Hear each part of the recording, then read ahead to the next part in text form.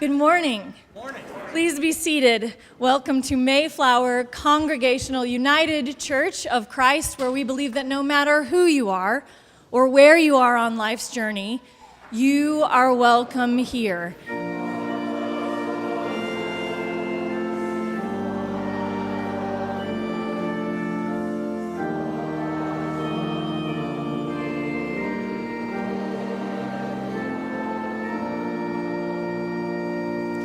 The scripture lesson this morning comes from the Gospel according to Luke chapter 9, verses 28 through 36.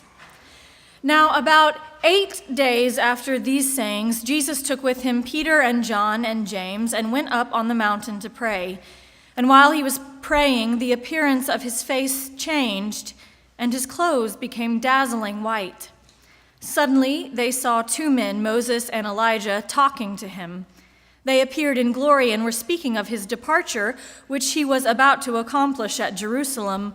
Now Peter and his companions were weighed down with sleep. But since they had stayed awake, they saw his glory and the two men who stood with him.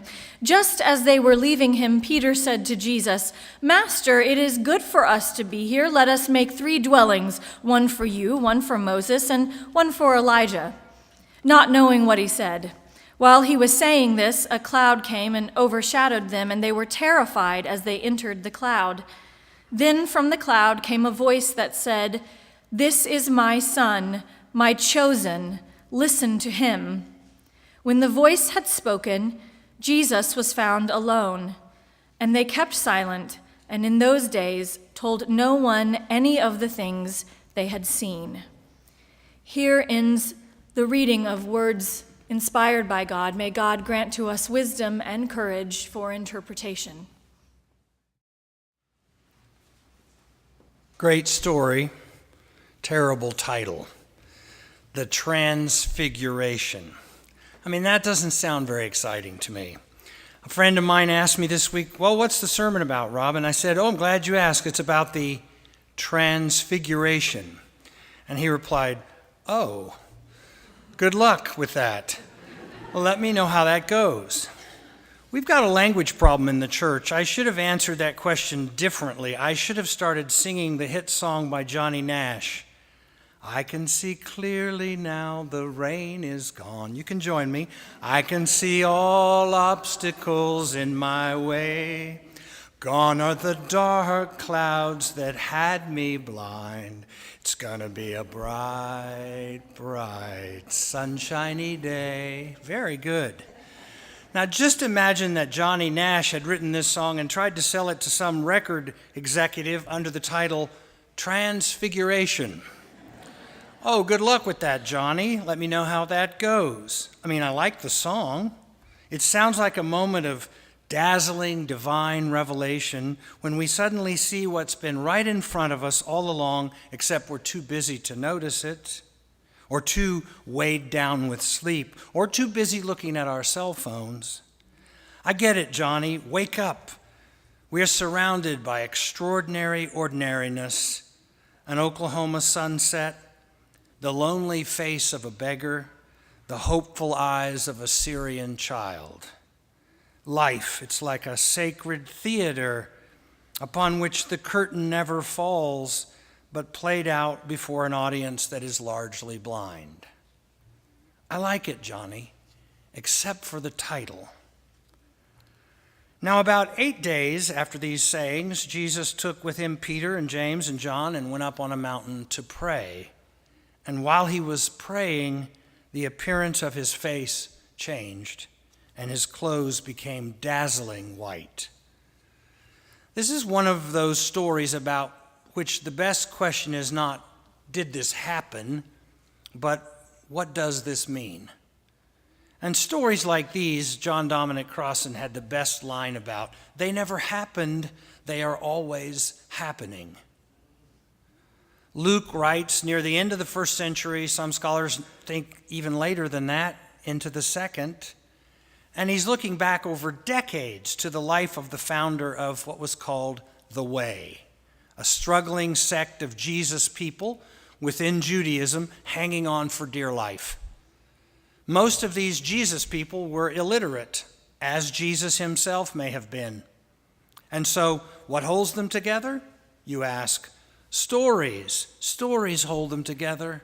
Stories that can be told and told and told again, lest the group forgets where it came from, where it is going, and to whom it belongs. And this is a great story, especially if you are Jewish and you know what the magic numbers are and who the really important people are. Now, about 8 days after these sayings, Jesus took with him Peter and John and James and went up on the mountain to pray. What is it with the number 8 for Luke? What is it about the number 8? He'd written earlier, after the birth of Jesus, after 8 days had passed, it was time to circumcise the child, and he was called Jesus, the name given to him by the angel before he was conceived. But wait a minute. My students would ask me at the university, isn't 7 the holy number? 7 days for creation, 7 branches on the temple menorah, 7 colors of the rainbow, 7 musical notes of the diatonic scale to make one complete octave, and so on. The answer is yes, it's all about 7. Then why is Luke so fond of the number 8? Because 7 was the number that symbolized completeness. But the number 8 is symbolic of an entity that is one step above the natural order, higher than nature and its limitations. In the early church, the 8th day was known as the day of the new creation. Suddenly they saw 2 men, Moses and Elijah, talking to him. They appeared in glory and were speaking of his departure, which he was about to accomplish at Jerusalem. Now, Luke did not snatch these 2 guys out of thin air. This is the Moses we are talking about here, the greatest lawgiver of all time. You remember those little 10 commandments that he got after he also went up on a mountain to pray, saw something dazzling, the burning bush, and had the countenance of his face change. It was said to be shining. It is that Moses we are talking about here, having a little chat with a not-so-famous teacher of righteousness from a town out of which nothing good could possibly come, Nazareth. So the greatest lawgiver of all time for a Jew is endorsing his successor, the new greatest lawgiver of all time, another Jew named Jesus. This is what they call in football a handoff. In politics, they call it an endorsement. In the monarchy, succession. As for Elijah, the boldest of Israel's prophets, he's handing over the mantle of prophecy to Jesus by his appearance on the mountain. This would be like getting an endorsement from Ronald Reagan if you were a Republican, or John F. Kennedy if you were a Democrat. I mean, both would have to come back from the dead, but that's no problem. This is a dream on top of a mountain. This never happened. This is always happening. But that's not all. You see, it was widely believed in that day that Elijah's return would signal the coming of the Messiah, and since Elijah had not returned, it was argued, Jesus could not be the Messiah. And the early church had heard this argument and heard it, and they needed an answer. And so the writer of the very first gospel, Mark, gave us the story of the Transfiguration, and then Matthew and Luke copied it, and in Mark's account, Jesus says that Elijah has indeed already come, but nobody recognized him. And then the disciples realized he's talking about John the Baptist. Oh, so that takes care of that little problem. Now listen to this Exodus language. They appeared in glory and were speaking of his departure, which he was about to accomplish at Jerusalem. Speaking of his departure? Well, for the writer of Luke's gospel, this happened a long time ago, so it's easy to write the story as a prequel, like all the gospels. But there's more going on here than meets the eye. Since the exodus of the Jews from Egypt is their most formative religious event, it would be important to give Jesus some credit for another kind of exodus. Like Moses, his face or countenance is changed, but he will not deliver another list of commandments. Rather, he will lead his people out of another kind of bondage, the bondage of sin and intolerance and hypocrisy, for which he would soon give his life. In this dream on top of the mountain, Moses is showing up to say, I gave them the commandments, but you will give them life. I led them out of Egypt. You will lead an exodus not by going away in search of the promised land, but by going to Jerusalem and then departing in a very different way. And then my favorite line in the story, now Peter and his companions were weighed down with sleep. But since they had stayed awake, they saw his glory and the two men who stood with him, weighed down with sleep. What does that mean? It foreshadows the coming scene in the Garden of Gethsemane, of course, when the disciples are also said to be sleeping. In fact, this is a theme in the New Testament, disciples who sleep through really important moments. And the call of the gospel is always, wake up, wake up. Let the scales fall from your eyes. Don't just look at things, see them in all their glory, to become what Luke calls fully awake.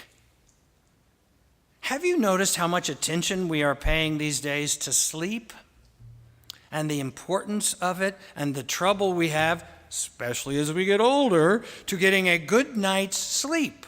Our rooms are full of blinking lights, buzzing cell phones, the city is full of sirens, or perhaps it's all those things on our to-do list that wakes us in the middle of the night.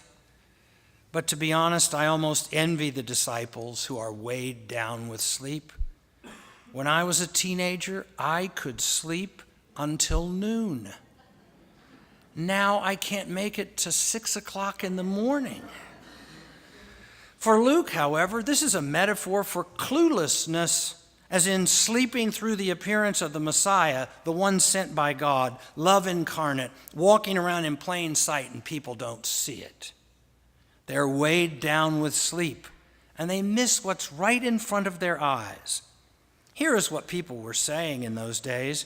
Oh, so you're telling me Jesus was the one?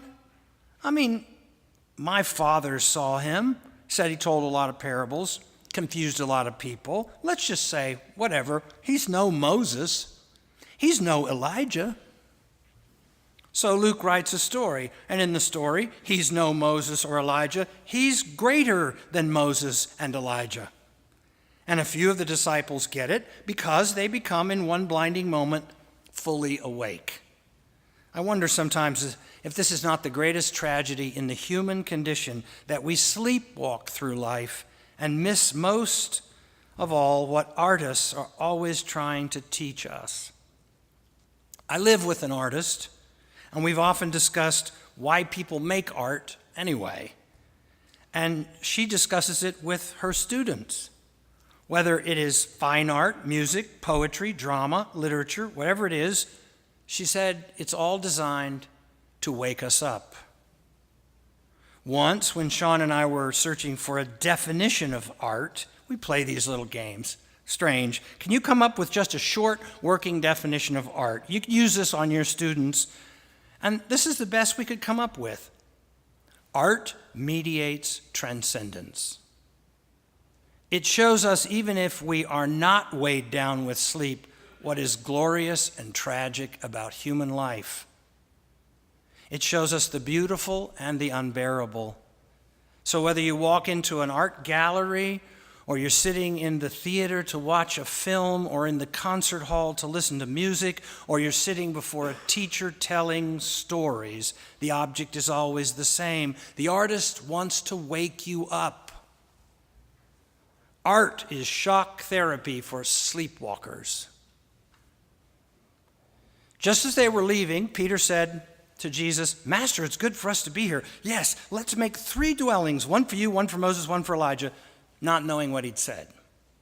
Poor Peter, always getting so worked up and thinking he has a plan that can turn revelation into tourist attraction. Let's mark the spot right here so people will know what happened here. Like those historical markers by the highway, the ones my parents stopped and made us read. Religious tourists could come to this very spot, Peter must have argued, where Jesus glowed, and read about the night when he was revealed in all of his glory. And they could drag the kids along and say, "Children, here we are, standing right here where Jesus was transfigured," and got the endorsement of Moses and Elijah. Do you have any questions, children? Yeah, can we go now? While he was saying this, a cloud came and overshadowed them, and they were terrified as they entered the cloud. Then from the cloud came a voice that said, "This is my son, my chosen, listen to him." When the voice had spoken, Jesus was found alone. And they kept silent, and in those days told no one any of the things they had seen. Now you may recall that Moses also entered a cloud up on Mount Sinai, because in those days such clouds represented the presence of God. And the language here is the same as when Jesus was baptized in the Jordan. "This is my beloved Son, with whom I'm well pleased." But his mission will not be to defeat Rome by force or to deliver the Jews to rule the world. In fact, Rome will execute him only to have God reverse the sleepwalking world by his resurrection. Suffering comes, my friends, you can count on it. But suffering does not have the last word. Love has the last word, and that is the gospel. Transfiguration, a very unfortunate way to describe a moment of unforgettable clarity.